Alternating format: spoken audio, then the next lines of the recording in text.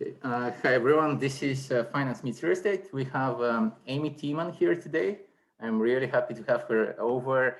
And she's the founder of TM1 Asset Management.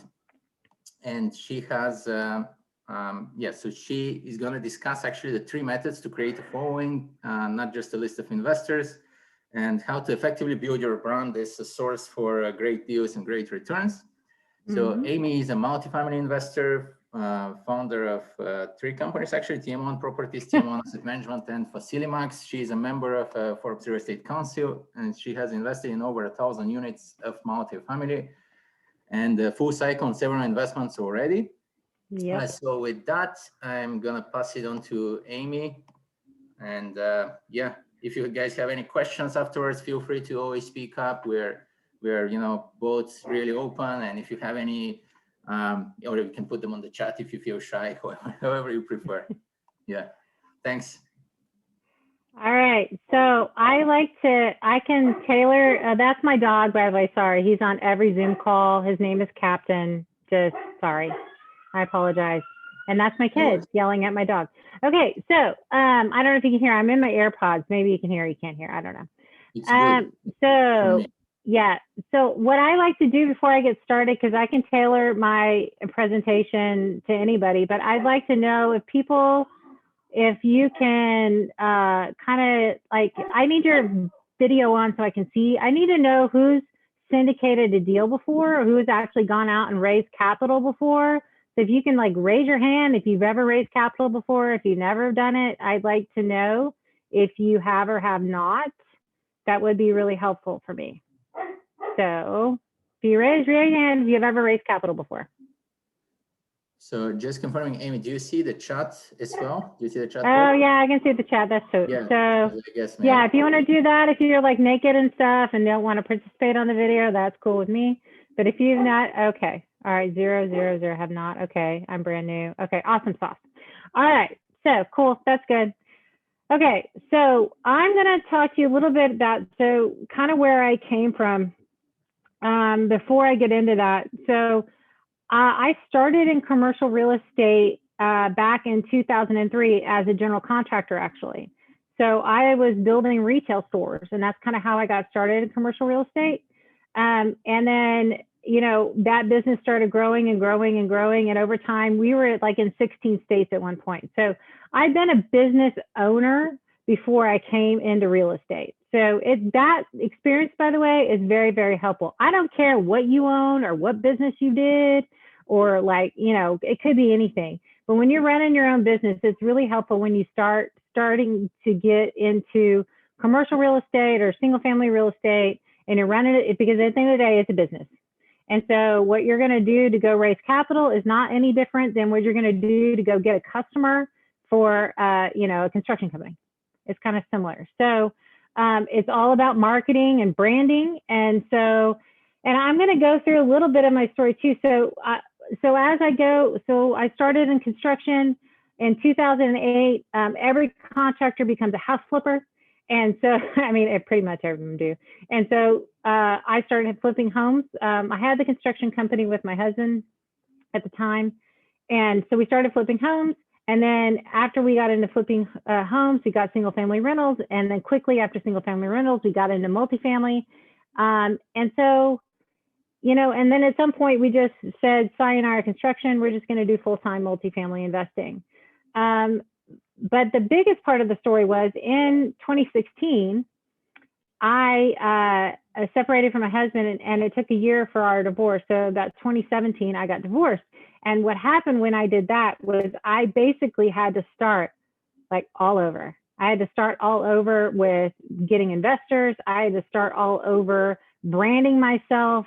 I had to start completely over. And so some of these lessons I'm going to teach you today is all the crap I learned over the last couple of years on what the hell it is I had to do to get my name out there. Now, I had a fairly good track record and great experience, but nobody knew me.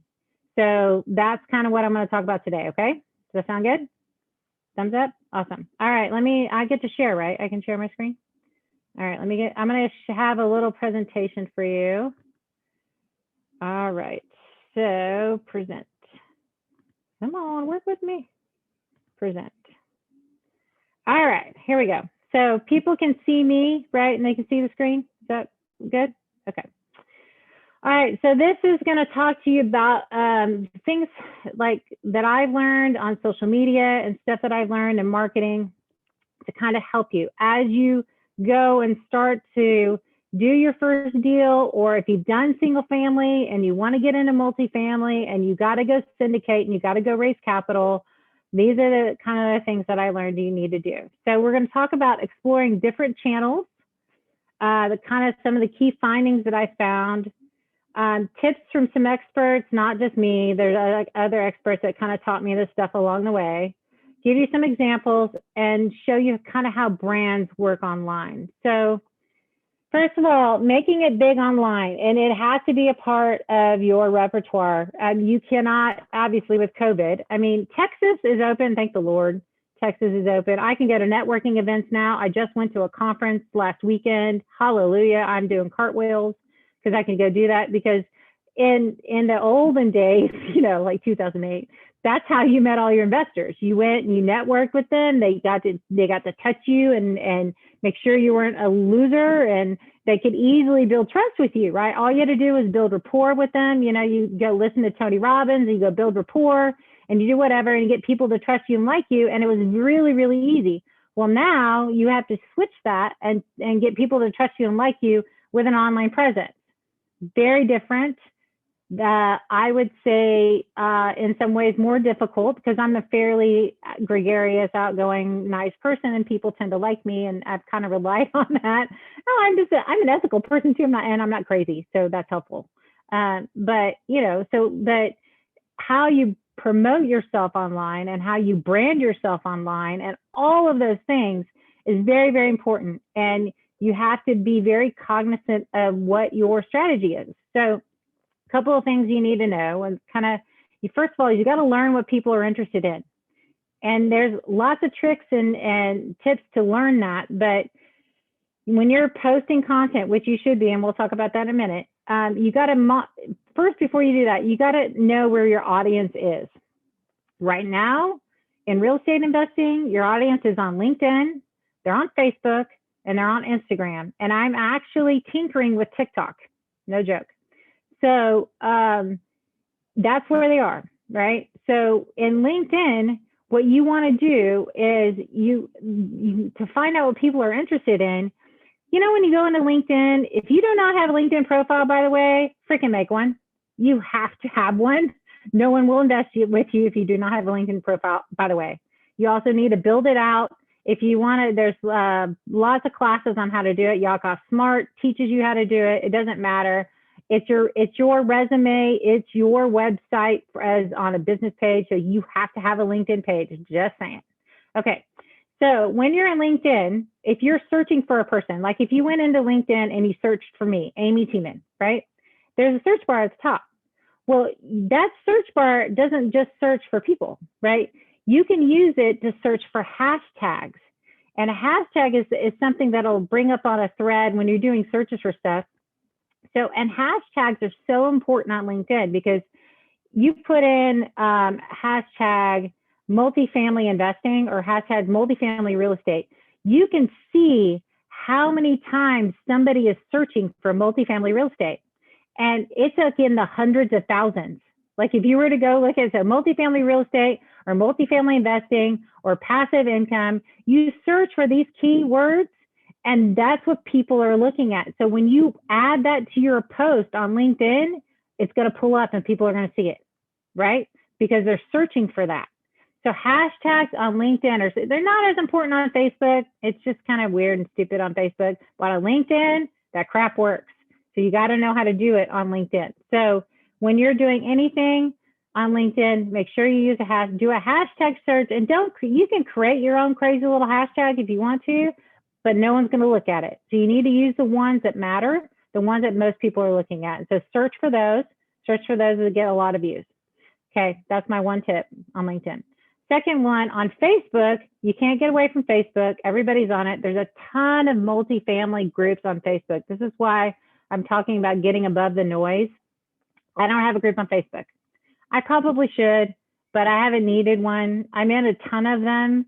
And what people tend to use those for is it gives you a concentrated audience, because as soon as you post something in that group, everybody gets a notification. So I just steal out of the other people's groups. I'm in like 12 of them, and I just post in there. So everybody still gets a notification that I posted in their groups. So it's just fine, just be in a bunch of groups. So it's a way to make sure that your posts are seen in Facebook, because they have an algorithm. LinkedIn has an algorithm too. They all have algorithms on what they're going to show you. So use the groups a lot in Facebook and post stuff regularly in there. But also on your Facebook, if you don't know this, like if you post like on the newsfeed on regular, like, hey, I just found this great deal. It's 36 units and wherever, and I'm looking for investors, right? And it has to be 506C in order to do that, just FYI, if you don't know what that is. And I'm not here to talk to you about that. I'm just here to talk to you about capital raising. I'm not here to explain to you all the stuff it's all about marketing right now. So that's all I'm going to talk to you about. If you don't know, get a good SEC attorney. Gene Trowbridge is a great one. He's out of California. Okay. So if you post it out, it's a 506, you're doing a 506C, and you can post it out on social media. Use stories, because now I don't know what it is about Facebook stories, but I'll get maybe, I don't know, like you can do a post, and if you do videos and pictures, you'll get more engagements on those, and you can kind of see the number of views.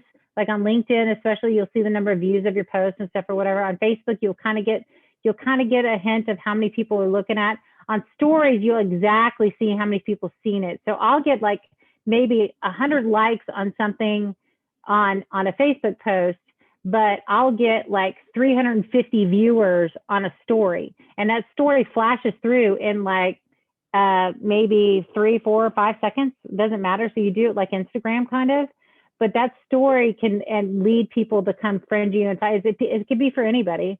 Get to engage with you more on Facebook than they would necessarily through the feed. So just FYI on that too.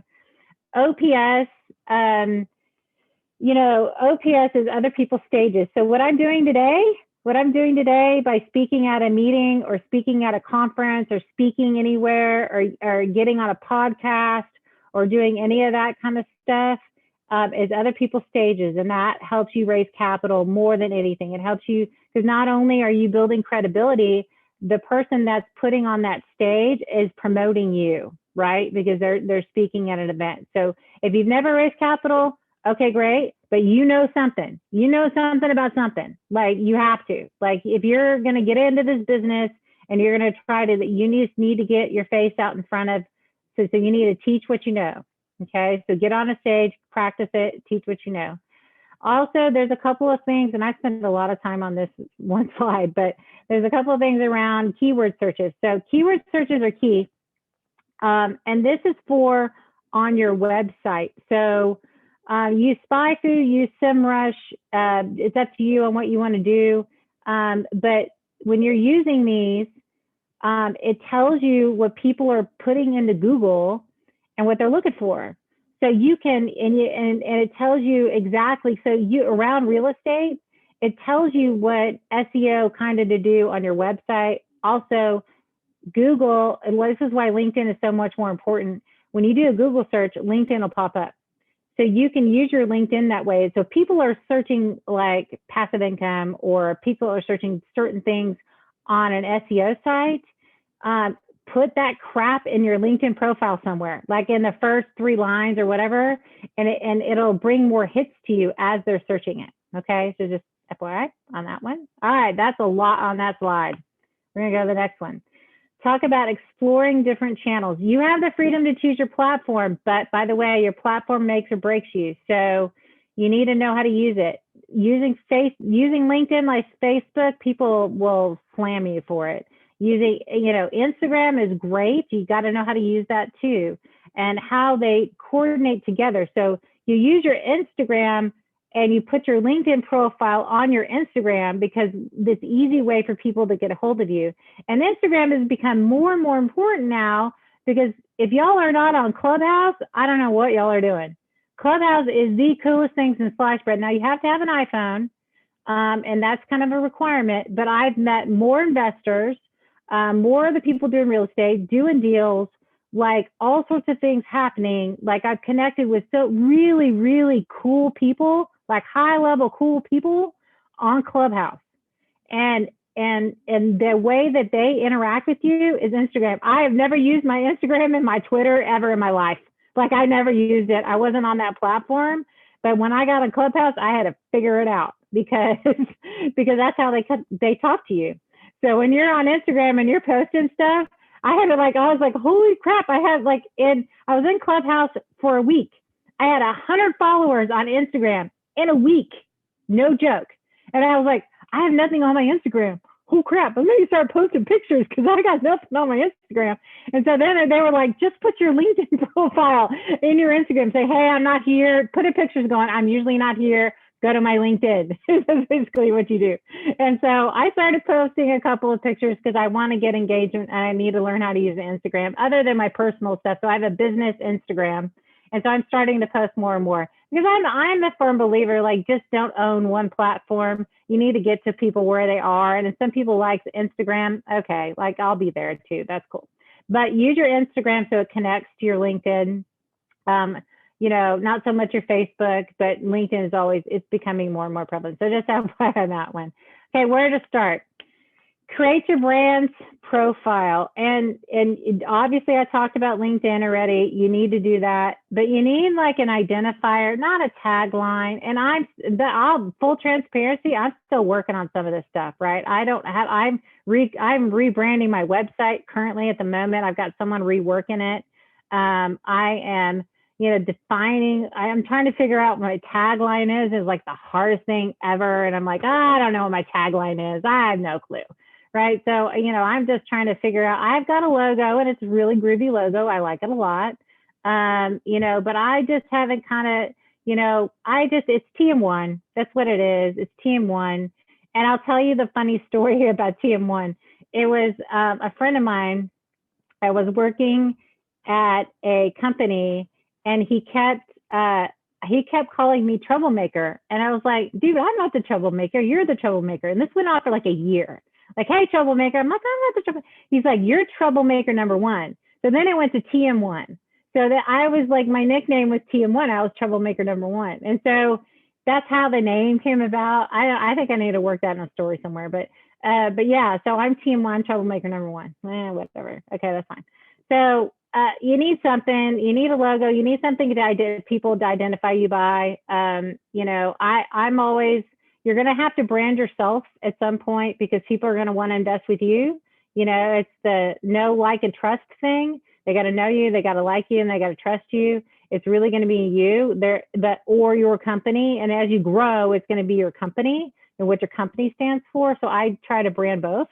But initially, when you're small and you're first raising capital, they're gonna invest with you as a person, right? That's what they're gonna do. Present your product or service. I'm no joke. You got to figure out how to say in 3 seconds or less. No joke. I know everybody says 30 seconds or less, right? I'm like, you got to get it down to 3 seconds. And I'm like, I tell people, I go, I create value in apartments. That's what I do. Like I can find, and they go, oh, really? I go, yeah, I can find ways to get value out of apartments more than anybody else because I have a construction background. And then I can go into my 30 seconds. But what is your 3 second line? And you got to know what that is. Seek your target audience. Go find out where they are. So, and they'll move around, the jokers, like they don't want to stay put. Like, I don't know why, people will follow certain fads. Clubhouse obviously has only been around for a couple of months and I didn't know about it originally. And I found out about it because I went there because that's where my target audience was. So I'm on Clubhouse now. Geotargeting marketing is quite effective. And what geotargeting marketing does is, it's big brother. So they find out what you're searching for. And then you start presenting ads to those people based off what they're searching for. It's based off cookies and stuff. It can get a little expensive as you get a little bit bigger, but you can do the keyword searches that I was talking about to make yourself more present. You can do it like on the down low by finding out what people are constantly looking for and then somehow working that into your website so people can find you. If you want to do actual ads based off of that, you know, it's actually kind of fun to watch some of this stuff. But like someone will show up at somebody's house and they'll start doing TV ads for dog food. And the guy's like, you don't own a dog. Why are you getting TV ads for dog food? It's because the other guy was there and they geo-targeted based off this GPS signal on his phone, right? You can get really, really kind of groovy cool and very Big Brother-ish if you want to. Yeah, and maybe one of these days I'll get there. I don't know. We'll see. What happens offline? So you build your content from everyday experiences. People, you would think that it had to be like this, all this really cool stuff. Nah, people want to know like just the nitty gritty. They're cool. Like when I go take over like a tenant who was a hoarder and they want me to see it like walking through the hoarder's house. Like that's what they want to see. They think that's so cool. And I just like, I get more hits off of that crap than I do on anything. Like just everyday stuff. Video is magic, right? Like people, they just want to see like, what's the daily life of stuff that you're taking care of that I don't have to. Like, it's like, oh, yay, Amy's taking care of that. I don't have to do it, right? So, but it builds your credibility that you know how to do it, right? So that you've gone through some of it. I've been through fires. I've been through hurricanes. I've been through floods. I've been through a person who ran their car into my apartment complex. Like that was fun. You know, because she was actually trying to kill the tenant. And so she took her car and used it as a deadly weapon. It was really, crazy, like weirdo situation there. I've been through all sorts of stuff, right? So that in itself, is gold. Like people love that stuff. I don't know why, don't ask me, but they do. They love that stuff. So post all of those things, look for marketable moments. And this is like when you're trying to raise capital and you're trying to build your brand, it's a full-time freaking job. And no offense, like I don't have a marketing team. That marketing team is me, right? And so I have to force myself to like go, oh yeah, this would be really, really cool on whatever. And I would take a video on my phone, right? Or whatever it might be. Like you have to be constantly thinking about it until you get big enough to where you can hire some people. I'm now getting an assistant and I've got some other people, but when I first started out, it was me and my kid who was in high school. And I'm not paying you, right? Figure this, you're my social media person and you're helping me, right? So you need to make a lot of stuff that happens online is coming from all the stuff that happens offline, right? So another thing I learned is your story has to be cohesive, like completely cohesive. You can't bump around and be like the credit repair person. No offense, people that do that. The credit repair person, and then you're the mortgage broker, and then you're the person leading a deal, right? I don't fault people for having side hustles. I don't. It's like, you're doing what you got to do to make, ends meet, but you're going to have to figure out what story you want to present to everybody that makes you the most credible. And if that is, I need to go raise capital, that means I'm a full-time real estate investor. That's me. And let me explain to you why, I'm going to be the best person you invest with. So you got to make sure that your story is cohesive. The more content you publish, the better. I'm a firm believer of it. You don't have to publish on the same channels all the time. So if you have multiple channels, you might hit LinkedIn here, you might hit Facebook one day over here, you might hit Instagram over here, and you could probably borrow the same content, split it up, do whatever. And you can use a scheduler that it's not like you're having to do this every day, and you can use a scheduler to kind of do it for you. It's so nice. But the best thing to differentiate you kind of above all the noise is to create those meaningful stories, like the hoarder that you had to go in, like that's meaningful, right? Or like taking your kid with you to go to do due diligence. Like I had a picture of Grady with me. We were all walking apartments, and that got more likes and more engagement with, like, I took him to Chuck E. Cheese afterwards because he was a trooper, right? And so I was like, hey, we just got done walking apartment. Now we're going to Chuck E. Cheese. And Grady's like, I'm not at Chuck E. Cheese, right? Stuff like that. Just be real. People want you to be real. Create an engagement with your audience. Have calls to action on your stuff, right? Have calls to action. So make it easy on your website. Make it easy on Instagram to get to your LinkedIn. Make it easy on LinkedIn to get to your website. Or if it's just on Instagram to your website, if that's what you want to do, groovy, cool, who cares? Doesn't matter. Make it easy for people to get to you and get in contact with you. That is like one of the biggest things that I found, that, you know how it is, like when you want to go, like you're online and you're in somebody's ClickFunnels and they're making you go through like 7 steps. And by the 7th step, you're like, screw you. Like, I'm not going to buy this crap anymore. You're just like driving me bananas. Like, I want it easy. I want 2 steps. I want that. So work through your processes on how you raise capital. And part of it is your marketing, but part of it is how easy is it to get a hold of you? How quickly do you respond? You know, I have a chat bot that responds to people like, hey, thank you, blah, blah, blah. And it automates that. I don't do that. So you have to use technology to help you, but be responsive and be easy. Figure out your processes to where you're responsive and easy. That's, you know, golden rule tip number 1. The biggest startup allocates 75% of their stuff to social media marketing. Now I can't even talk anymore. It's been a long freaking day. Can't even say anything. But social media marketing, that yes, 75% of it's there. It's the most powerful form of marketing today. No joke. Your website is also key, but it's how you use social media to link in your website to do your lead gen, right? Okay, so the top brands on LinkedIn by follower count. This is quite interesting. You know, Google has a crap ton of followers. You know, I want to be above Dell. That's my job. That's my goal. Like, I'm aiming to be above. I want 2.5 million followers on LinkedIn on my little page. We'll see. We get there. They're going to put my name up there one of these days. But yeah, I mean, you got to have a goal, right? Start somewhere. But that's a crap ton of followers. And when you have followers on LinkedIn, they all see your content, right? They have no choice. It's going to come up on their feed, right? So that's why followers are helpful on LinkedIn, right? If they're just a connection with you, they may or may not see your stuff. But if they're actually a follower, they're going to see your stuff. That's why followers are important. All right, creating a bigger online presence. So this is what a lot of real estate companies are focusing online. And my question is it working? Possibly. The know, like, and trust circle or triangle, like those things are working. So how they do the know, like, and trust thing is around this. So they'll talk about the deals they're doing. They'll do transactional news. They'll talk about investment strategies. Why would you invest in real estate versus the stock market? That's dumb, right? And they would talk about why that's dumb. Investor education, just generally around real estate investing in itself. I mean, there's so many topics you can talk about in investor education.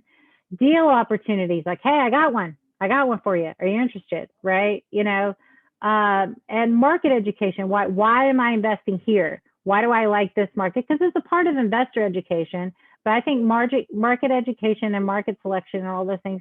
And then all of that leads into your firm credibility, but you do need to have a strategy around why your firm is so credible. And that talks about your team, it talks about you, it talks about all that kind of stuff. So these are really good categories for you to kind of drill down and create topics from. Like using this is really helpful to people. It builds your credibility. It builds, you know, people know more about you. At the end of the day, I want to be known for the girl. I'm the girl with the deal, right? I'm the girl that's got the really cool deal, right? And so I do, and I use brokers, and I do all sorts of crazy stuff to find awesome deals because they're typically value add. So that's kind of what I'm like. My story line that I'm presenting to people is like, I'm the girl that's got the deal. If you want to get in the best deal ever, you got to come find Amy. That's kind of what I'm trying to get around to. So that as I rebrand my website, that's kind of what you'll see. Good design matters. No joke. You got to entice your audience with stunning visuals. People will you got a half a second to get them in on whatever you're doing. Spend the time to do it. If you cannot do it, find somebody who can. Kids are awesome. If they're 16 or 17, they do this inherently anyway. Go find a high school kid and pay them $10 an hour. They'll love you to death, and you will love them. Like whatever it is you need to do. I was lucky I have teenagers, so I just used them. So they were free. All right. So the other thing too is when whatever content you're doing. Now, if you're doing it on social media, it's fairly easy. But what I have found is transporting from one social media to another is sometimes doesn't work. I like Stefan's Instagram post on this meeting tonight even. I tried to take that and because I was being lazy and tried to post that to Facebook, and it the picture got all wanky and got all crazy. And so not everything transports. So you have to be really, really cool about knowing all that kind of stuff. And so, but whatever it is, whatever your content is, it's got to be not just mobile friendly, it's mobile driven. It's whatever your content is, it's got to be structured in a way that it can be easily seen on a mobile device. And sometimes that's the platform you're using, but your website better be mobile, better be easy for you to do, especially your call to action buttons on your website, better be easy to get you on a phone. And that's what you test. As I test that all the time. It's can they, when they pull up my website on my phone, see my call to action button? If they can't, then we restructure it and we fix it, right? Because that's all you care about. So and as they're scrolling through your content, you get a half a second, make a pretty picture, get them in there, figure that stuff out on how that works, right? Eye-catching content, like some of this kind of stuff, it's just, who knows why this works, but that stuff works, right? Okay, building your brand on social media. These are examples of stuff that you can do that I gave you 6 things around what real estate firms are talking about. These are other examples. Talk about what your company does, why your team is so amazing, build up your employees. If you've got somebody who works for you, or even if they are just a contractor, who gives a crap? They work for you. So just totally blow them up and they'll love it. Give their bio, talk about how cool they are and why anything on your team that builds up your credibility is cool. Talk about your contractor. Talk about your broker friend. Talk about who cares. Talk about these people are technically on your team. Talk about your lawyer. If you've got a lawyer, just do an interview with them, right? It's very, very helpful. Talk about why people should support you. Why are you different? Why are you special? What's your story? When I tell people I had to come back from a divorce, I get lots of kudos from people for going through what I went through, right? And having to start all over and do all that other stuff. But, people need to like you. So in order for them to like you, you got to talk about yourself a little bit. Why should an investor give you money? Why would somebody, at the end of the day, you got to look at yourself from your website, from your online presence and go, if I had $100,000, would I give me money just based off of this? And does your website tell your story? Does your website investor friendly? Do you have on your website, do you have a creed, an investor code? Do you have that? You go to my website. If you go to tm1properties.com, you'll see, and I learned this from Story Brand, which is a great book. Everybody should buy it. It's called Story Brand. And it helps you build your brand, your story about who's the hero and all this other stuff. It's fine. There's pieces I take from everybody. But one of the pieces I took was, do you have a promise to your investors that this is what we are going to do for you? You are the hero in this situation. We're going to guide you through certain things, but do you have what? So on my website is TM1's promise to investors. And I list out I think it's 8 or 10 things. I can't even remember anymore. I wrote it so long ago. I'm going to do this for you. I'm going to find you the deals through my excellent due diligence and through my broker relationships. I'm going to find you a deal that you couldn't find on your own, right? I'm going to do excellent due diligence and analyze it backwards and forwards. I get my financials third party audited. I do, so it lists out the things that for the investor that would attract someone to you, right? That would totally attract someone. So you need to throw that on me on social media. I have as an investor, if they want to come invest with me and I have a conversation with them after they fill in their thing, I want to invest with you. I call them up, I have a conversation with them. But before I do that, I send them I have this thing called a due diligence checklist, because everybody should do due diligence on the sponsor, right? So I just send them, here are the 20 questions that people have always asked me. Here you go, here are my answers. And just go ahead and send it to them up front. And then before we have the call, it's hey, have you had a chance to read the due diligence checklist? Do you have any questions? Being upfront and transparent with people gets them to like you and trust you. You know, it just does. And so I totally believe in more sunshine, the better. That's kind of me. All right. Please define in 3 seconds or less or a single sentence who you are. That's always helpful. Do important work. I don't know if you know this, but I do multifamily, but as a real estate investor, you are a value creator. We already do important work. We do. And so if you show the people the purpose of your craft and you talk about it all the time, I tell people this all the time. I do value add reposition plays. I go into ugly and I make it pretty. And not only do I make it pretty, I make it safe. So when I walk onto that property, I look at those kids become my mission. My first job when I take over is to run all those drug dealers out of that property. I gate the place. I make it safe so that when they go to the playground, they don't have to worry. I also look at that old lady who's afraid to come out of her apartment, and she becomes my mission. I make sure that that place is safe. So we do that as real estate investors. We improve communities. We make them safe, and we get paid a lot of money to do it, but we make it safe, right? That's our job. I hope nobody on here wants to be a slumlord or aspires to be a slumlord. I don't, but I'm hoping everybody aspires to make communities better and safer. So that's the goal, right? So you talk about that. People love to get behind something with a higher calling. And, you know, if you talk about that, I talk about that all the time. I tell everybody that. I tell every investor that. I tell them that story about who's my mission. The kids and that old lady who can't come out of her apartment because she's too damn scared. They become my mission. And I tell them that. So people want to invest with people like that. All right.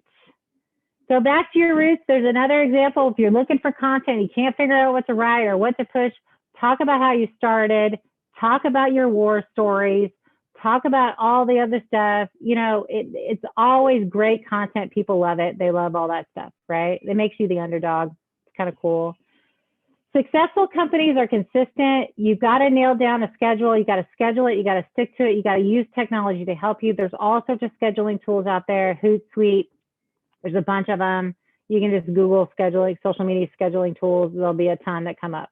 Answer your questions immediately as best you can, right? Like, I mean, when you're in capital raising mode, you're going to get a ton of questions. If you have a VA or an assistant that can help you during that time, be more responsive, go for it, best money you can spend, because sometimes you'll lose an investor because you couldn't get back to them quickly. And sometimes they have the patience of a flea. They do. And so if you can't answer it right away, they'll just walk, right? Interacting with followers, be polite and kind, even if they're not reciprocating with you.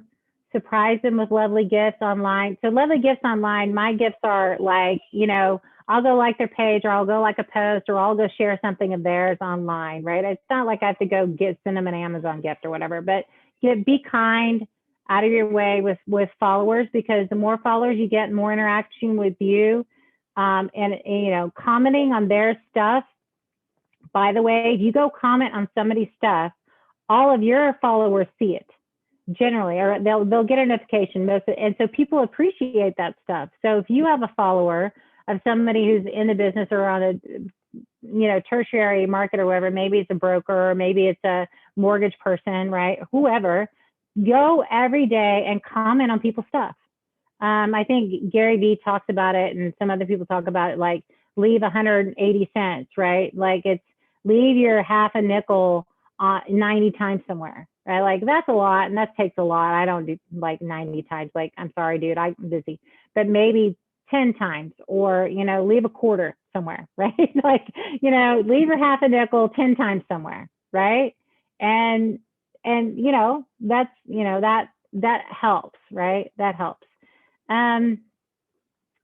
So making the most of the limited time that you have, you've got to use tools to help you. Use your social media channels, use a scheduler, automate your customer service if you can, use a VA, use whatever, use chat bots, use all sorts of that stuff. Try to have a seamless e-commerce platform. Use analytic tools and reporting. Stefan would love that. I'm talking about analytics. He's like going, yay. But you got to use Google Analytics on your website. You got to track where your leads are coming from. You got to track everything if you want to get that investor from, oh, hey, that looks cool, to the actually investing money with you, right? You've got to track all that stuff and where they drop off, how many times does it take to engage with them to get them actually invest with you. And it could be that it's not your engagement at the end of the day. A lot of times investing is timing, but you've got to, over time, you can pretty much guarantee, like, if they've engaged with me like 32 times, they're going to invest with me at some point, right? Whatever that is, you got to figure that out for you. And tailor-made your user recommendations. Like, don't, you know, I do this a lot. When people start interacting with me, I'll find, you know, I'll try to do polls. I'll try to do out questions to people that are following me, but like, hey, you know, and I'll throw test, not, I kind of see what they're feeling. Like, hey, what do y'all think about this market, right? Or what do you think about this? Or what do you think about that? And then I'll use that. They just gave me the information, and I'll use that and post stuff about it, right? So nice, but they do. Everybody wants to share their half a nickel with you. So it's good to every once in a while do a poll. And they're very popular in LinkedIn. So if you do a poll about, hey, what markets, or anytime I'm on a Zoom meeting, I'm like, hey, or a Clubhouse, hey, what markets are y'all interested in investing in? Like, or what, like, are you doing industrial? What are you doing? Where are y'all investing? What are you doing? And I'll just kind of poll people, and they're more than happy to tell you. So then you know what to kind of go post about. It's really kind of cool. It's really helpful because, yeah, every once in a while you get, you know, you'll brain fart and you're like, what do I talk about today? Yeah. And you got to have a list of like 100 things. So anyway, adoptive platforms, look at how other profiles were created on like LinkedIn or on Facebook, and just borrow and steal, dude. Like, don't reinvent the wheel. If you like that and you think it's cool and it engaged you, it's probably going to engage somebody else. I'm all about borrowing and stealing. All good. Look at mine. If you like mine, borrow mine. I don't care. It's fine. Gauge the audience's taste and preferences. Always have to do that. And then build a profile for the specific platform. All of it, like I like talked about some of this earlier. I'll go quickly over it. Obviously, interact, be quick to respond, work on your investor process. It's so key. Make sure that it's simple. Lead to sale communication automation. That thing will save you before you like have chat bots and have stuff set up as people come in and talk. That whole process will save you billions hours of time. And deliver on your promises and keep your customers delighted. And then, so these are the top sites. I haven't talked about this much, and I didn't go into specifics on LinkedIn or Facebook, but on LinkedIn, you need to hook into LinkedIn Sales Navigator, and you need to look into automation tools around that. So like WeConnect or ClickedIn or something like that, because that will give you more leads of people, investors, and things like that than you would ever get anywhere else. Facebook Business will allow you to sell ads, right? Or you can personally do something. I've had more interaction with investors off of Facebook groups than I have off of any Facebook ad. So I wouldn't even go there. I wouldn't waste your money. But LinkedIn Sales Navigator, you totally will, right? So you're connecting with, you get to buy job title, and wherever you get to pick what you want to do and who you want to connect with or who you want to reach out to. So that's helpful. So I would definitely do that. That's always helpful. And then this is an example of an online schedule. You know, obviously create your designs, use your photos. You can use them over and over, whatever you want to do. That's cool. Write your copy. So what I do is, like, on Sundays, usually Sunday afternoons, when I'm like starting to veg and don't want to do anything and I want to keep myself busy, is when I write a bunch of stuff. So that was me being a mom. And so, yeah. So you write the copy then. You upload your content. And then you connect with your followers on YouTube. But like, if you can get a testimonial, that's gold. Please do that. Okay, hold on for a second. 2 seconds. I got to be a mom, so hold on for 2 seconds.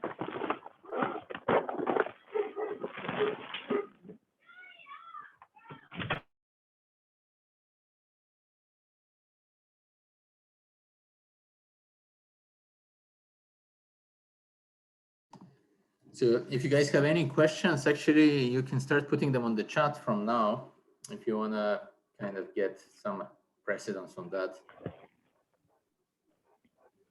Yes, I'm sorry. I just cussed at my kid. I love that. That's real. That's real life. Okay. So anyway, the best thing I want to talk to you about this whole thing, thank you. Sorry, I cussed at my child. Is amy.newcards.com is my digital card, which is kind of cool. So if you go to amy.newcards.com, it will allow you, like everybody should have this if you're trying to raise capital. It'll allow you to call me. It'll allow you to text me. It'll allow you to set an appointment with me. If you look at your current offerings, you can look at the current offerings. You can do all sorts of stuff from there, which is kind of cool. So there you go. And I'm done. Awesome. I'm done. Awesome. Thanks, Amy. Yeah. So amy.newcards.com, right? Yes. Great. Yes. Thank you so much. This was great. So do you guys have any questions? I have a couple if you wanna start. Else I will.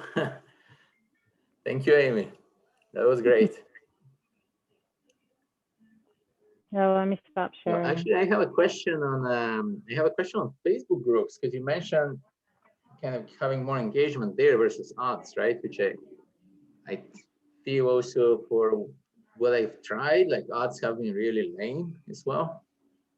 So so I don't know. So like, but what is your experience on Facebook groups? Do you put out a lead magnet, so to say, as they call it in marketing, like a freebie of sort, or do you put out your deal? Oh, like, no. What is your approach to that? Yeah. Mm-hmm. Oh yeah, so like people who put out white papers or they'll do stuff like that. I have one on my website. Y'all can go get it. It's awesome. It's about 15 ways to build value in apartment complexes. I haven't started promoting it yet. I just stuck it out there. I need to. You know, in Facebook groups and when you're interacting in Facebook, it's like organic marketing. So people are you're responding to questions and you're showing your expertise and whatever that might be. So that's really, so if you're new, like you might have, but you're going to have expertise. I'm assuming you're not jumping into multifamily and you've never done a real estate deal in your entire life, right? Like that's hopefully not what you're doing, because that would be very courageous on your part. And I'm not sure how many people would invest with you. But if you've been an LP in several deals, if you've done single family investments, or if you have a contractor background like I do, right? Share whatever knowledge it is. So if you get in those Facebook groups and you just start sharing knowledge, the construction thing is gold. Like honestly, be quite honest with you. Like the construction thing, is cool. The financing is cool. The underwriting thing is cool. All of that is really cool, right? So, because that's not what a lot of people have in their skill sets, like at all, right? Most people come at it, they're very good project managers, but maybe not everybody's a very good project manager. So whatever it is, like you have to be good at accounting, you have to be good at underwriting, you have to be good at finance, you got to be a good project manager, you got to be able to manage contractors, you have to be able to raise capital. Like if you're a good designer, like you're a good interior designer, that's helpful too. There's so many things that are facets to this business that if you can show your expertise in that, go for it, right? It's awesome. So yeah. Sounds like, Amy, it's online marketing nowadays in capital raising, right? Is it just post-COVID, or that was already the case before? I guess. No, I think it started trending that way. But once COVID hit, it all went there. Like I've raised some money. Like there's these groups, because Texas is open, right? So I've been able to get into networking groups and stuff like that. And so I've been able to raise money that way, because they have these multifamily groups in Texas where they all get together and network or whatever, and then they all want to get into deals. So I'm listed as one of the deal sponsors. So that's helpful. But I've raised a ton of money online and with people I've never met, other than going through a Zoom like this or talking with somebody like this. And from my, they're like, oh, I listened to you on so-and-so's podcast. that was really, really cool. I would love to be on your investor list. I would love to do deals with you, right? Or I saw you at this guy's conference or whatever it might be, right? But you have to create a presence for yourself, and how you create a presence for yourself is by creating your voice and getting your voice out there and answering. It's like simple. It's just answering questions, right? It's talking and people getting to know who you are. And so that once you do that, then you're able to do, more stuff. Got it. So we have a question from Kelly on the chat. What are your rules or parameters for investing in an apartment complex? So kind of an investment question. Oh, sure. Like, so what do I look for? Is that what they're asking? Or what? Okay, sure. So, I'm always if the deal can make, if, the cash on cash return for my investors is above 10% and the IRR is above 22, I consider that a good deal, right? You should be able to find that. Like, and I'm gonna, some people are cool with 5 to 6 to 7% return. Not me. I like double digits. So I want something above 10%. I would be cool with presenting that out to somebody to do, right? So, and I do that by, it's, my value add reposition plays, that's what they are. So I go in and I find ugly and turn it pretty. So it's all a basis play. Like, I'm buying them cheap. And so that's how I'm able to do that kind of stuff, right? I'm buying them at a discount. So that feeds into your return. So, the deal in Houston that I have, I'm buying it at $54,000 a door, and that's like the cheapest thing in the town. But I got it through a broker relationship, right? So that deal, has the cash on cash return is like 12.8%, and my IRR is 33. But that's a great deal. It's just a great deal. The other ones I'm finding, the cash on cash is like 9.6, almost 10. I like to get it to 10 as close as I can. The IRR is where I need it to be. It's like 24. So it's nothing awful. And I never do like big GP splits. I'm not a 70-30 person. I'm always like 80-20. I like to give my investors plenty of room to make as much money as they can, because I want them, at the end of the day, I want them to be happy and come back. I want repeat investors, like you want repeat customers. So, I think 20% is a fair shake. I'm not going to ask for more than that. So that's just kind of, and my deals are very simple. I don't do like all the crazy waterfall structures and all that. Yep. So that's so it's an 80-20 flat, or is there a preferred return? No, I don't do any of that either. I don't, I can, and I've looked at that. So that's a part of raising capital too, right? Is like your structures and how you do your structures, right? So, because some people, I'm simple, so I just do like 80-20 and that's it. And this is my pro forma return, right? Some people like that. Some people don't. Some people like the, I want, class A, B, C, and D, and I want to choose which one I do. I find that that's just way too complicated for my brain. I'm just like, I just want real simple. Like, I can sell simple. I just want something I can sell. Like, but I'm finding that some people do want options, and some people like preferred returns because there's a little bit of security in that, and that's kind of what they're used to. So I might offer that on my next one. I might do a preferred, have an extra share. So an extra share for a preferred return for somebody who wants, but the preferred returns are always less, right? So if you're performing a 12%, like a 12% cash on cash, your preferred return people are going to get less. They're going to get like 7%. That's all you're going to do. And you'll do a preferred 7%. I think it's cheating amount of money, because I just know what I can do, but but they're guaranteed that 7%. So if you don't make that in the first year, right? If you, for some reason, crap happens, which it does invariably, but I'm such a conservative, underwriter that I know I'm going to make my pro formas. But if it doesn't happen for whatever, okay, it doesn't happen, then typically what they do is, like, say you only gave them 6% in the first return, well, they add that 1% to the next year, right? So they're going to get their 7% out of you somehow, right? And some people like that, and it, whatever gets you the money at the end of the day. Like, if that's going to get you the money, okay, I'll do that, right? I'll make somebody, get warm fuzzies because they're getting preferred return, right?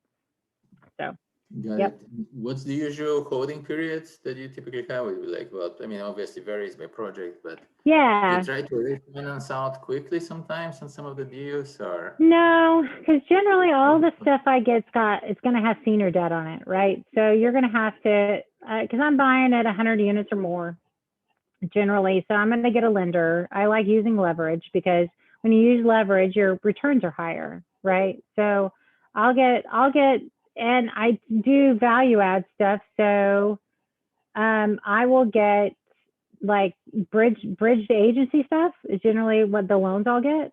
So they're going to cover about 75 to 80% of the cost, depending on how great your lender is.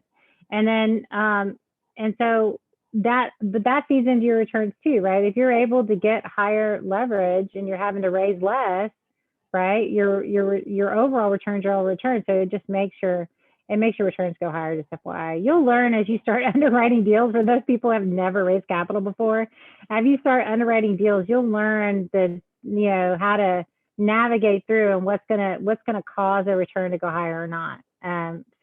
Which is kind of interesting. But yeah. So there you go. You guys are being shy. Perhaps you can put any questions in the chat if you like. Maybe that's easier. I'm sorry, I just joined. Did I join like way too late? Well, we've just opened it to questions. So basically, yeah, I just did my whole presentation and you missed everything, dude. There's no way. Yeah, you missed the whole thing, and it was so awesome. Like everybody else was saying, it was so awesome, and like you're never gonna raise capital ever again. Just saying. Yeah, that's awesome. I'm just kidding. I'm kidding. Well, yeah. Sorry, I don't want to bogart the whole thing, but I'd love to hear your story. Yeah, there's going to be a recording actually. So I'll post that out. Let me put in the YouTube channel actually for you guys. Yeah. So you can see that. I'm gonna send it. Yeah. It's all right. Let's see. The raising capital questions. Another tip I can give you is when you're first starting out and you're trying to raise capital, what you'll find is you need to go find your key investor, right? So can you hear him panting? This is my dog, by the way. So everybody say hi to Captain. There's Captain. Okay, he's like panting like crazy. So you find your key investor, right? And you kind of want to have that person ahead of time. If you get a key investor, they will basically help you raise the rest of your money. It's how it goes. I have a question about that. That's the biggest hurdle for me is finding money. I've started businesses since I was 18, and I've never raised money ever, and I have no idea where to go for them. Do you have any recommendations? Yeah. Initially, people raise. Anytime you're doing any sort of raises, initially you go to friends and family. You go to people who know you, right? You would. Where are you located, by the way? I'm in Chicago. You're in Chicago. Okay. Start getting in real estate investing groups. Like I know Chicago has some because I've been on a couple of things where people, they don't have a lot that I've heard, but I'm not looking in Chicago. But there's got to be a real estate investors association in Chicago, right? There's definitely a lot. Yeah.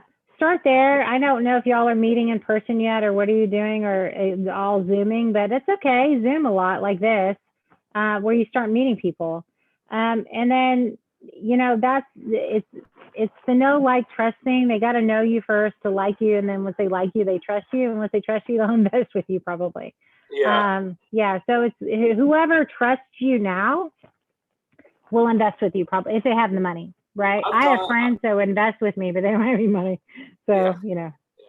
Got a lot of those friends. I've done, so I just always thought it was like, you just do real estate deals, show your proof of concepts, and then you can start raising money.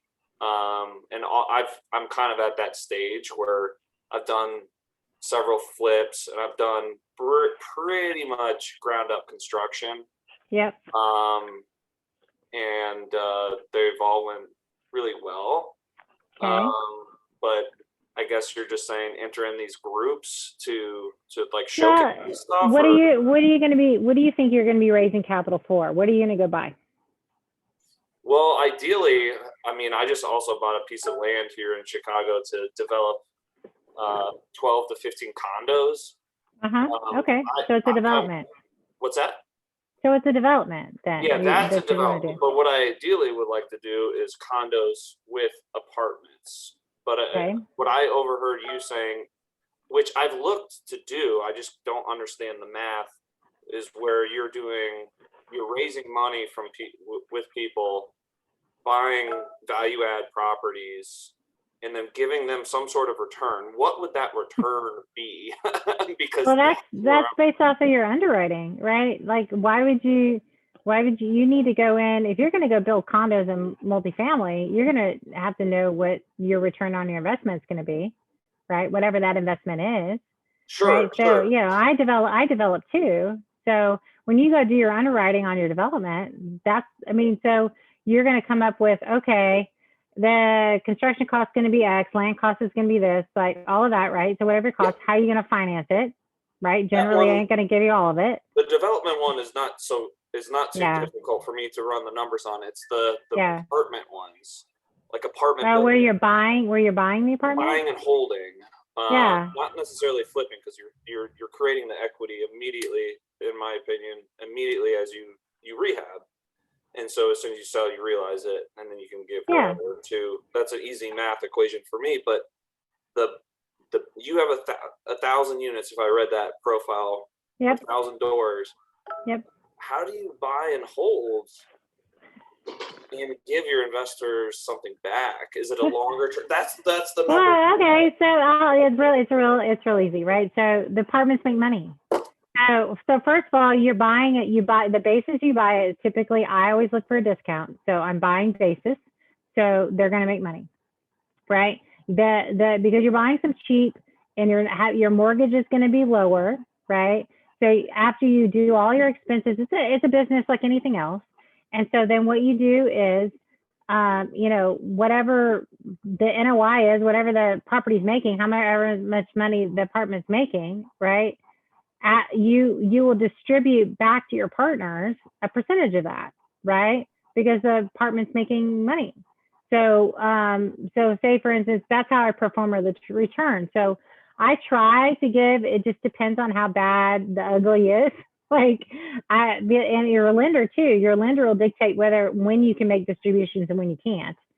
Sometimes you have to hit a certain NOI number before you can make any distributions at all. Really? Yeah. So your lenders will determine some of that. So, but once you hit a certain NOI mark and you're flush with cash in the bank, your job is to give them money back, and that's your job. So you're making your distributions back to the partners based off a sound decision. Like, it's like, okay, I need to hold X in capital reserves. I need to hold, and your lender will mandate some of that stuff, but then they won't mandate your operating reserves, right? But you be conservative, make sure you're always well capitalized. So because stuff happens. But then you return the money, and generally you return the money every quarter. You'll just kind of look and go, oh, okay, we got a crap ton of money. We're going to return X amount back out to the investors. So whatever is this, right? So that's just kind of how you do it. And then. Oh, I'm sorry. Go ahead, please. No, and that's how you determine what the returns are going to be. So when you get into your underwriting models, there's several of them. And actually I hired a portfolio analyst, like, thank the Lord. He's doing all my underwriting now. He created his own model because he didn't like the model I had. I mean, he's from Deutsche Bank, and so I was so excited to get him. And so he's like, oh, Amy, I don't like this model. We're going to do this model. I'm like, okay, fine, whatever. Just do it. Like, it's fine.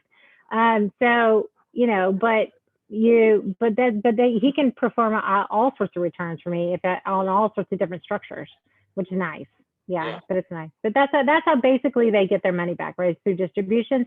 Also, when you have a big event, right? So if you refi the property, so typically our MO when I started multifamily investing back in 2010, is we bought a piece of junk, we fixed it up, we made it pretty, and by 18 months to 2 years, we had built up so much value in that property that when we refied, we were getting like 80% of the value, but because the value had increased so much, we were able to return almost all the money back to the investors.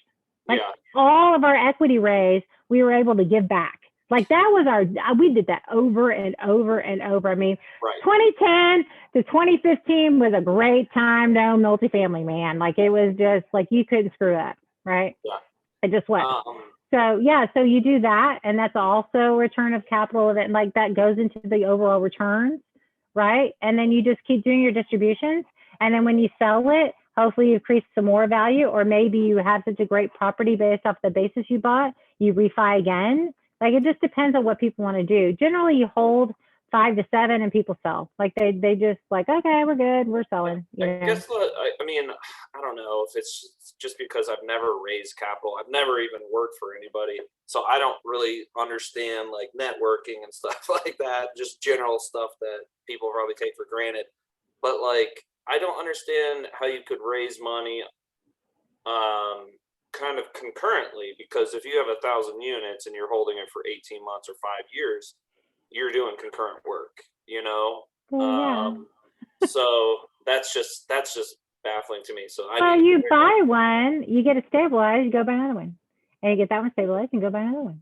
And you're holding them for 5 years. Where's this cash? You have to have cash. Yeah, well, you know, you have to build your brand and watch my webinar and network with a lot of people, and that's how you do it. If I might interject as well, actually, on what Amy is saying, I think like part of when you see the recording actually of what Amy spoke about, it's I think it's become more online. I mean, it's not a market expert, but but pretty much has become sort of automations online in parts. You need to have your call to action and all that stuff. And I suppose it comes to either building your own platform or pretty much going on other people's platforms and doing it super consistently, every single week, and sort of building up your email list and your or your social media followers, etc. And I think that's that's how people capital raise nowadays. It's not lesser expensive person. So sure, okay, sorry, this is like the basic of basic. How do you get money? No. So Stefan, are you or anyone really in the group? Does anyone know of any like aggregator website or like website in general where people kind of come and be like, hey, I'm a developer, I'm an investor, or I'm those websites exist? Yeah, they do, and they charge you a lot of money. Yeah, they do. Really? I mean, yeah, they do. I mean, you go to Fundrise, or like there's all sorts of crowdfunding places. Like you can go but they have to vet you, and they're going to vet you and make sure that you know what you're doing. And if you meet their vetting criteria, then they'll stick you on your platform and they'll charge you 15 to 20% of whatever they raise. Or what they do is they'll raise it, right? And then they'll have an LLC that they'll raise, and they'll stick that into your deal, right? So they're investors, so they're still in charge of all of it. Because when you have investors, at the end of the day, there's a lot of financial accounting requirements that you have to provide to them. Sure. So it's all part of that too. Okay, so it just seems like it's probably not going to work, because I think the margins are. I don't know. I shouldn't. So the whole of this pretty much embodies this phrase. It's not about what you have, it's about who you know and what they have and whether they'll let you borrow it or not. It's kind of like the whole thing. Yeah, I don't know anybody. That's kind of like my life motto. Yes, I understand. I'm in the same boat, trying to get to those people, to know those people. That is why I'm here also. Yeah, so there's, so like the whole thing, it was very introductory. The stuff I went through was very introductory, but for anybody building their brand, that's where you start. You start on LinkedIn, you start in Facebook. I mean, and then eventually, as you get a track record, right? As you start building that track record, there's other places you can go. This will be like Amy Raising Capital session 2, but there's like institutional folks and there's family offices and there's folks like that where you don't have to go chase the retail investor who gives you 50, 100,000. Now you can get, I'm talking to somebody who's going to give me a $10 million check, right? It's a different level of capital raising. Everything's different, right? You have to be their requirements are different. They expect different things from you. You like all your marketing is different. So when you get into that kind of game where it's an institutional investors or it's family offices or all of those people, it's a whole different ball game, right? A lot of the stuff I talked about was around the retail investor trying to chase money from them, right? Which is fine and great. And that's what I've been doing for the last, 10 years.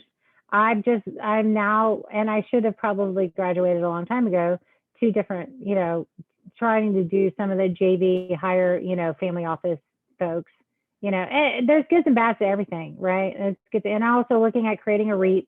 So then I'm going to have thousands of investors. Like, who knows? Like, I don't know. I'm just going to find all different ways to raise money for real estate, and I'm just going to figure that out. Yeah. That's my job. That's my I job. ask a couple questions? I'm sorry. Somebody else take this. I'm asking you. So, yeah. If anyone's not going to ask, I'm going to keep asking questions, if that's okay. Do you have any more in the chat?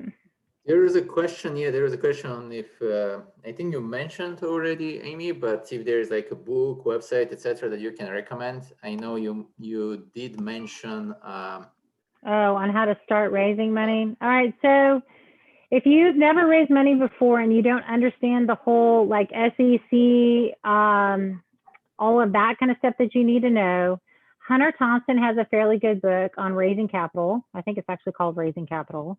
So that's, I know Hunter, he's a good dude, and he wrote a fairly like a beginner's book to raising capital. So just look up Hunter Thompson. He's only got one book. So it's like, I think it actually says how to raise capital. So it talks about how you structure your deals, whether it's 506B or 506C. Those are Reg D through the SEC. And they're exemptions to the SEC. You don't have to be regulated. I don't think he goes into too much funds, Reg A funds or blind pool funds or any of that kind of stuff. There's lots of ways to get regulated with the SEC in order to do this. Because at the end of the day, if you're going out and raising money, like if your mom gives you money, okay, technically you sold her a security and you probably should go, do a Reg D because you got money from somebody else, but I ain't going to tell you to do that. Like find an SEC attorney, they'll tell you to do that. But if you're out like raising $500,000 from 6 people who you have a relationship with, you're selling a security. And so you need to get that somehow, let the SEC know that you're doing that. Just FYI. And it's for a single purpose, like you're raising money, not because they like you, because you want to buy tennis shoes or whatever, like a GoFundMe page. It's not that. You're raising money to go buy real estate or go do a business or whatever. Technically, you're selling a security. So anyway, so Hunter Thompson's got a great book, and that's a good place to start. If you really want to get into certain things, my other friend, Bruce Peterson, wrote a book called Syndicating is a Bitch, basically. And he talks about all the fun things about syndicating and not so fun things about syndicating, and war stories around dealing with investors and stuff like that. So that's, you educate yourself on that as well. Those are 2 fairly good books. So, yep. Sounds good. And we're already over time, but maybe a couple of questions. I was actually curious. So why are you interested in the REIT route? Like, why public equities and not private equity? I go back and forth. I wane back and forth. I don't know, maybe because I'm just, ADD. I hate to say that for people who are really ADD, but I'm the one that likes to tinker. I like to tinker and try new things. So I'm like, oh, let's try this and see how that works, right? I'll try crowdfunding probably one time, and I'll try, you were talking about tokenization. I might even try that. Like, I'll try everything I can to raise money just to kind of see how it works, right? And find out what works for me. The REIT thing, because it allows for, especially for me, like real estate investing is so cool and it can change people's lives. Like it's changed mine, right? I mean, I got a divorce and I didn't worry. Like I knew I was going to be fine. Like I didn't have to worry about alimony or child support. He could have paid me that, didn't pay me. And actually he didn't pay me for years, but I mean, it didn't matter because I knew I was going to be okay. Because I had a path, I had a plan. I could go out and make money for myself, right? So I was so happy. And there's not a lot of people that can do that. And real estate provides you better returns, better tax advantages, all of those great, kudo things that you can't do anywhere else. Like real estate's going to provide that for you. So, and if you talk to any like high net worth person, they're all investing. They have a portion of their money in real estate, right? Because it does that for them. So if I'm able to help somebody out because I have a REIT and they can invest $1,000 with me and they get, and I can get them on their journey and show them, if I can get them interested by being in a REIT, that's kind of my thing, right? So I'm giving back a little bit by doing that. So the legal paperwork and sort of legal. Oh, I know. Are they higher than in a private equity? Oh yeah, they totally are. Being in a REIT is very regulated, very, very regulated. I get it. So the tweener is a Reg A plus fund. You can also do 506B funds, blind pool funds, or 506C blind pool funds. You could do those too. So typical syndications, it goes like this. It's real simple. Do you have the deal and then you chase the money? Or do you chase the money and then you go buy deals? So it's like either one. So if you have the deal and then you're going and chasing the money, that's a syndication. And you can do that 506B if you know the people. If you don't know the people, they have to be accredited and you can blast it out on your social medias, right? So that's basically generally what they were. Then there's crowdfunding, which can be either or you can have what's called a blind pool fund, and you can do that 506B or 506C, but you're basically chasing the money before you even have a deal. And so people really got to trust you that one. Like if you have a fund, they really got to trust you, trust your track record that they're going to give you money and there's no deal behind it. And that that they just know that you're going to go find deals, right? Well, that was my dog moving. So you just have to, it just depends. So when you get to funds, you really got to have a fairly good track record, fairly good investor base, that kind of thing, right? In a REIT, they're not as liquid, but they're investing in a diversified pool of assets, right? So you've already gone, if you have several assets or you don't, right? When you initially start a REIT, you ain't got squat, right? So you got to go buy a bunch of stuff. So you use all that money to buy a bunch of stuff. But when people eventually come to you, you have a diversified pool of assets sitting there that they can invest in, right? They could put $1,000 in and they get the performance from that day forward, right? And so it's a little bit less risky. It just depends on everybody's investor preferences, right? So I like to be the one that's got options. So I'll probably will do all three. Who knows? I'll do a 5. I'll tokenize. I'm tokenizing next. That's what I'm going to do. You should, I don't know. I think that's the other way around. Who knows? But anything that'll get people investing in real estate works for me. However, I got to get you there. You got to get into it because it does change your life. Totally. So another question, and we should wrap up soon actually. So any recommendations where to find a lawyer who can walk through the whole process and prepare all the docs for syndication? I think you mentioned Gene Trowbridge, right? Gene Trowbridge is awesome sauce. I love Gene. So I've been through several SEC attorneys, by the way. So SEC attorneys can be national. They don't have to be in your state. Real estate attorneys do, right? They have to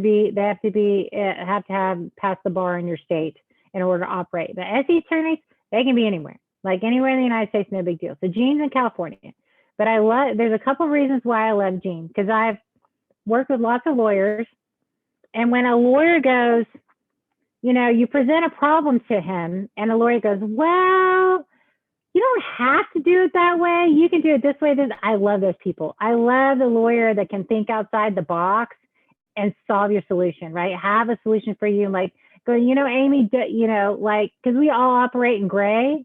And when you get a lawyer that's very, very black and white, and I get the SEC is, you want to be compliant, and Gene's going to keep you compliant, right? But he's not going to kill you, like kill you either. Like he's gonna make sure you're good, right? He's gonna make sure you're good.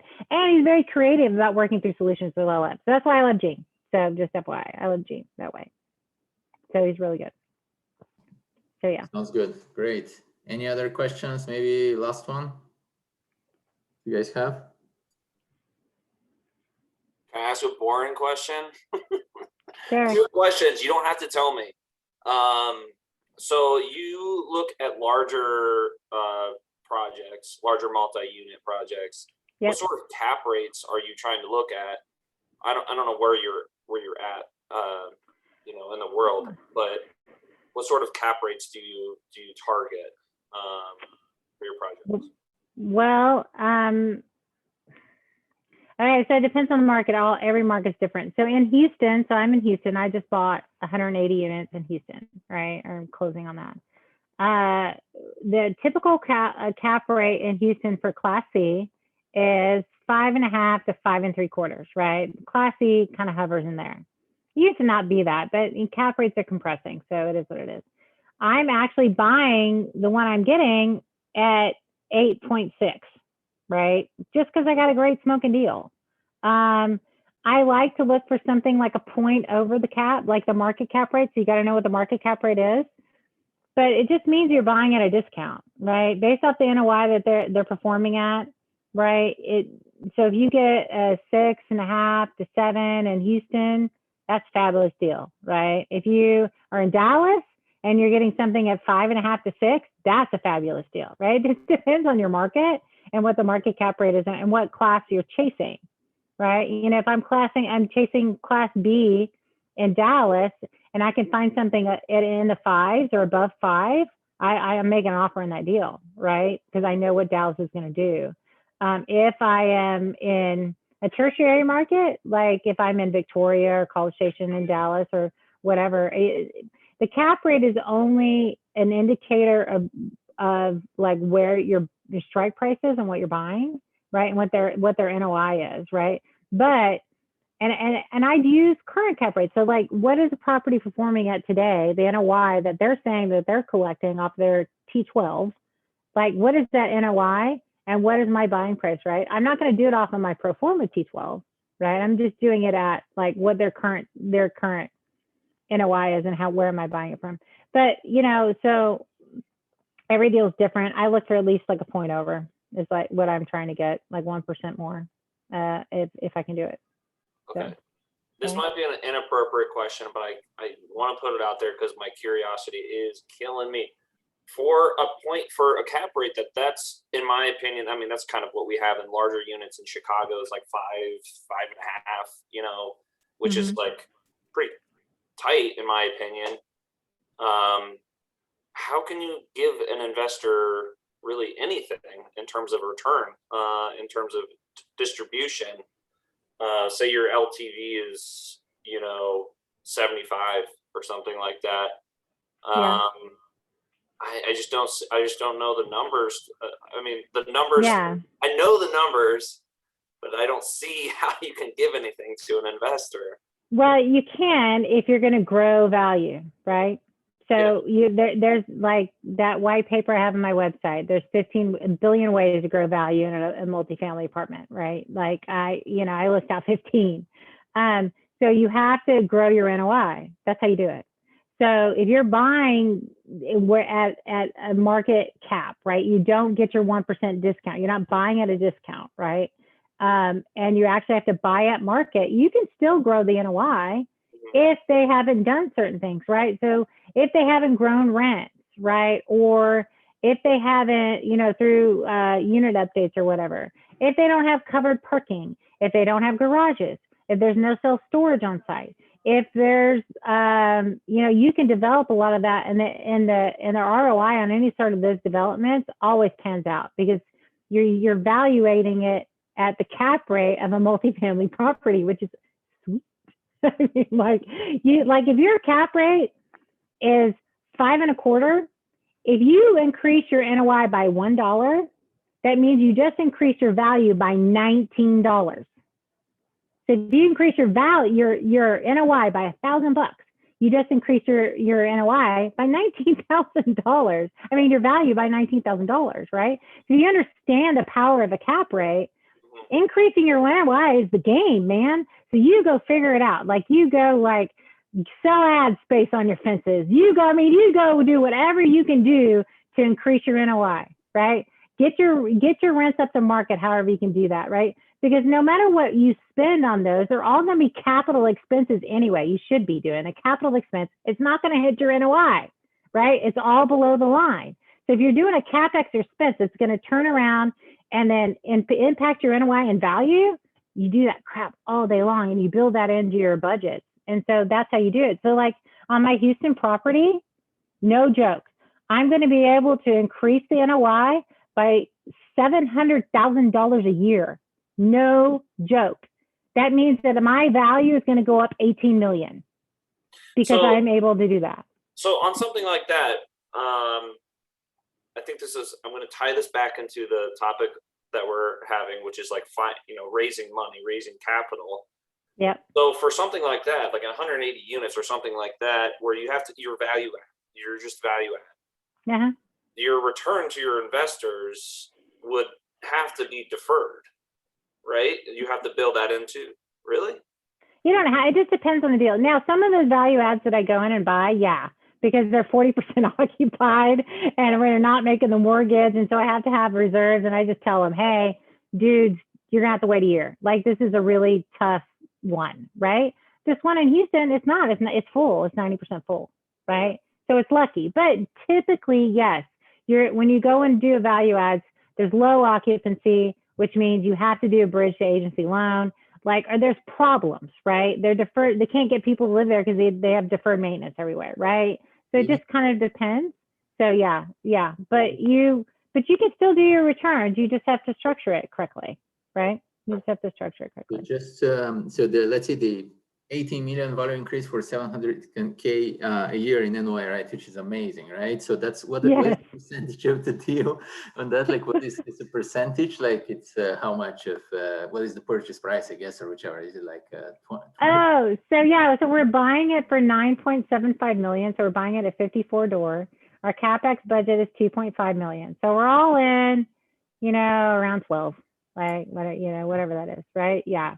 So and the current valuation on it is based on their NOI. His NOI, here, let me do it in my head. I can't remember. His NOI every year is 785,000. That was the current NOI, right? So it's currently valued around 15 or 16, right? So I'm going to add another $700,000 to the NOI, right? It's going to be worth about, I don't know, 26 million when we're done, somewhere around there. When we're done. Crazy, but that's I know. But that's a great. But that's like you come across real estate deals where you're lucky when you get a double. This one's like a double home run, But that's just. And that translates to the 33% IRR. Well, yeah, that's my conservative. That's my conservative IRR. Yeah, because I'm performing at high expenses. I'm performing very little rent growth because I'm conservative. So I'm performing like 3% rent growth when I know that's total BS. He's $200 low compared to everybody else. And so I just know, so my value calculations, like I know where I'm going to get this to. I know where the rent's going to, but there's not only that, his expenses are too high. There's such low hanging fruit on these. Like his expenses are too high. Doubling the NOI essentially, Amy, there. I'm doubling it. Yeah. He's got like 4 units he's using as offices. It's like so stupid. Like it's just so stupid. I mean, it's just like there's just such easy things to do. He's not monetizing his parking lot. There's just like too many ways to make money on this property. And yeah. I mean, and it's over time, right? I mean, the value is not going to be, most of that value gain will be in the first year, right? Not all of it. Some of it's going to happen over year 2, year 3, like as we get through the project. But by year 5, Yeah, and it could be even more than that. I mean, that's a fairly good projection, but yeah, by year 5, we'll have increased the rents more, right? We will have done some other things to it.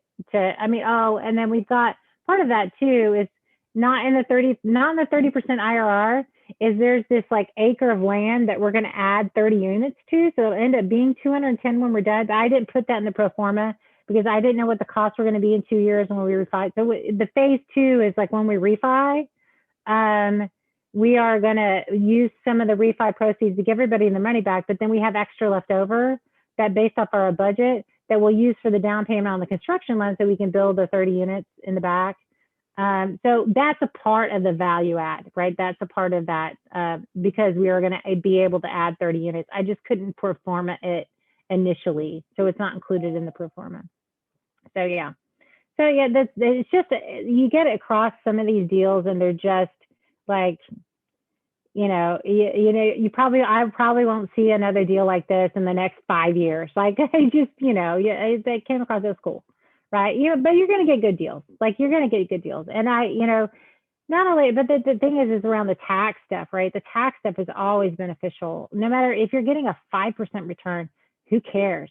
Like if you can do a cost segregation on a property that's giving you a 5% return, most of your or at least half of your investment you can write off, like bonus points, right? Now if you're writing off half your investment and based on the tax bracket you're in, you might be like you're now in double-digit returns, right? Because you're able to write off half your investment.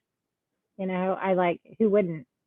So yeah, I love real estate. Yeah. I love real estate. Hey, Stefan, can I jump in? Yeah, let's do last question, guys. I think we're gonna be on here. We're gonna be on here forever. It's gonna be like Clubhouse, and we'll be on here for like 4 hours. Go ahead. Stefan and Amy, thank you so much. I really appreciate it for the opportunity to let me speak. My name is Jimmy Gonzalez with Impulse Home Solutions, and like I've been raising a little bit of capital from close friends and family, and when you start to raise capital, do you notice or like? You're on mute now. You went away and went on mute. There you are. Oh, excuse me. Sorry. How do you keep track? Do you communicate like via phone, emails, like email branding, or do you put them on a Google spreadsheet? And then like now, once you get the list of your investors, now like what do you do with them? Sure. So invest in a CRM, like whatever it might be. Initially, it was an Excel spreadsheet. Initially, they were all in like my email. So I had them. Like they sent me an email, and so then I would put them in an email folder. That's how initially I started, right? And then I would get in that email folder. It was like so cumbersome, but everybody's got to start somewhere. And so then I would create an email list and a group email. And I would I created like a monthly newsletter just to kind of engage and keep in front of them, right? That was my biggest lesson I learned. So when I initially started, that's what I did. And then the biggest lesson I learned is that, like, so when I got divorced and I had to start all over, everybody had forgotten who I was, right? Because I'd gotten into a deal and I had stopped marketing myself because I was in that deal, right? And I had got that deal done, right? And so you have to stay top of mind, present of mind, and not be annoying. So I found that once a month is cool. Like people will like get kind of engage with you if you can come up, and it doesn't have to be long, like a 1-pager thing of like 3 or 4 things, right? Going, hey, I don't know why my nose is itching, sorry. Like, hey, like it could be borrow articles from wherever, like, hey, by the way, did you know this? Like, if it's about your market, like if you invest in Texas, oh, hey, Oracle's coming. And oh, by the way, Hewlett Packard's coming. And oh, by the way, we had the other person coming, right? So you can do things like that and just stay in front of them once a month. And and that'll kind of curate that relationship that you need. And then, but at the end of the day, you got to be finding deals because that's why they're on your investor list to begin with. So your job is to be the deal finder, deal hunter, and hopefully you can present something to them. Every couple of months is your goal, right? To present something to them because that'll keep them mostly engaged with you. So yeah. Yeah, I appreciate that, because like it almost seems like, you know, I've been trying to raise capital and have interviews with, you know, within my network base, Yeah. like in a couple days, like 2 a day to a couple times a week. And then, you know, I'm raising like a couple, like 20, 30, 40, $50,000 here. But I know, does it just steamroll on that process of building the relationships, like to like the hundreds and 200s? Yeah, and eventually you'll get there, right? So eventually you'll, as your investors, it's nice because your investors always like to talk to other people about what deals they're in. So it's like, hey, I just invested with Jimmy and he got me this return. Like it does steamroll after a while, right? And they all like being the dude in the know. I just explain it, but I got this really good deal and you didn't get it, you know? And so truly, so, but it does take time. It does take time. And y'all, my little boy has got a baseball game, so I got to fly. So it was awesome meeting all of you. Now, Amy.NUE cards, amy.nuecards.com. Hook up with me and network with me. You can text me. You can make an appointment on my calendar. You can look at all my crap. If you go to there, please do that. You can actually, if you do it on your phone, at the top right, it says save. It'll save all that my contact information in your phone. What is it? One more time. Amy, AMY .NUE cards, nuecards.com. If you do it on your phone, it's easier. And you can get in touch with me and all sorts of stuff. Graviness? Okay? All right. Thank you. I gotta go watch my little boy play who I just cussed at. Did y'all hear me cuss at him, by the way? Did you hear me like yell at him? You did it? Oh, I was totally cussing him out. I was like, shut up. Oh, good, because I felt bad. I was like, oh my gosh, I just realized I cussed at my child in front of everybody on like Zoom. All right, very cool. All right, guys. It was awesome. Thank you, Amy, so much. All right, bye. Thanks for joining. Bye-bye.